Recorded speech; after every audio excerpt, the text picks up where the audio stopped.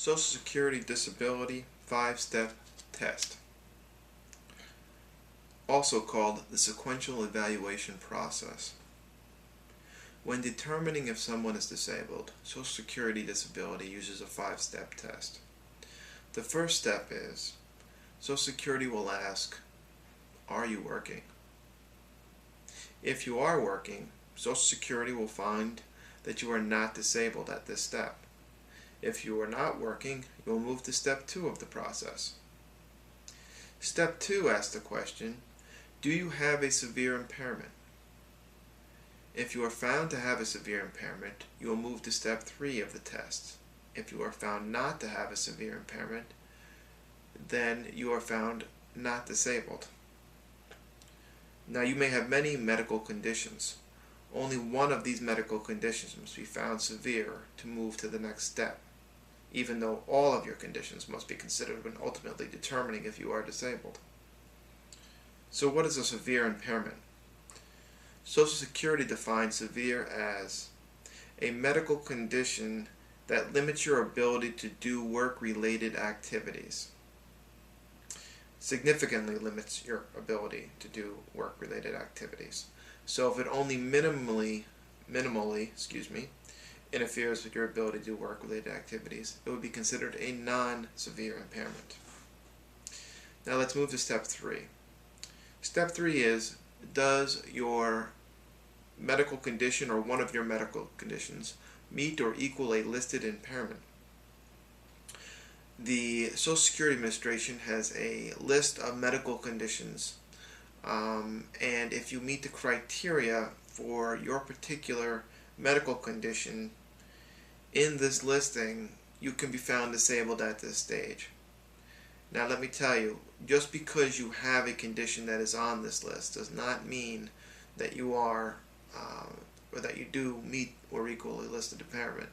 It just means you have a condition that is on the list, and now you can check that list to see if you have all the requirements that would enable you to meet or equal the listed impairment. Generally, to meet or equal listed impairment, your treating doctor or a Social Security doctor would have to say that you meet or equal listed impairment, and the ALJ or decision maker at Social Security would have to agree. In most cases, most people do not meet or equal the list of impairments. They are very difficult to meet with good reason, because if you are found disabled at this stage, they will not consider your age, education, or work experience. Now, if you are found not to meet or equal listed impairment, you move to the next step. If you are found to meet or equal listed impairment, you are found disabled at this stage. So let's move to step 4. Step 4 asks the question, can you perform your past relevant work? Now, to make things simple, past relevant work generally is work you performed in the prior 15 years. Social Security will determine what your limitations are from your medical conditions, from all of the evidence in the file, and come up with what is called a residual functional capacity for you. That is your ability to do things. In other words, how has your medical conditions limited you? Once they come up with this, they compare it to the requirements of your past work. If Social Security finds that with your limitations you could perform your past work, they will find you not disabled. However, if Social Security looks at your RFC and determines that you could not perform your prior work, then you move to step 5 of the process. Step 5. Can you perform other work? This is perhaps the most complicated step of the process, and it's very important that you read more information on this, but I'm going to give it to you quickly and generally. In general, with the same RFC or limitations they found and used at step 4 of the process, Social Security will use those same limitations to determine whether or not there is a significant number of other jobs that you could perform. Now at this step, your age, education, and work experience are very important, particularly your age. Those that are over 50 years old tend to have a much better chance of winning at this stage than those that are younger than 50 years old. The reason for that is the way the medical vocational guidelines are set up, which are also called the grid rules. Again, this is a whole topic on itself, and you must understand them to understand how your claim will be handled, but I will not address it in this video. But you can visit my websites, which will explain it in detail.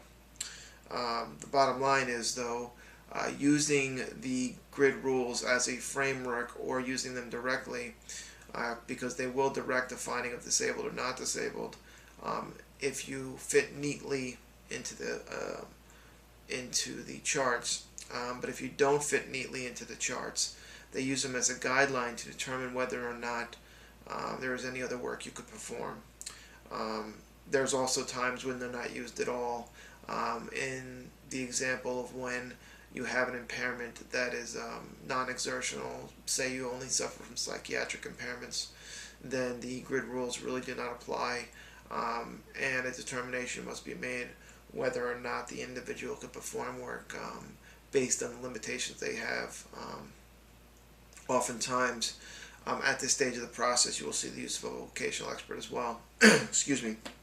Anyway, for a full explanation of these 5 steps, I encourage you to read my pages on the subject at SocialSecurityDisabilityResources.com. That's SocialSecurityDisabilityResource.com and UltimateDisabilityGuide.com. Again, that's UltimateDisabilityGuide.com. I hope you have enjoyed this video. Hope it's been helpful, and I plan to release these at a pretty quick pace, and hopefully we'll cover all aspects of Social Security on video for those of you who prefer video over having to read the websites. Some of you have read my websites already and know how much I've put into them. I'm hoping to do the same thing here for video. So.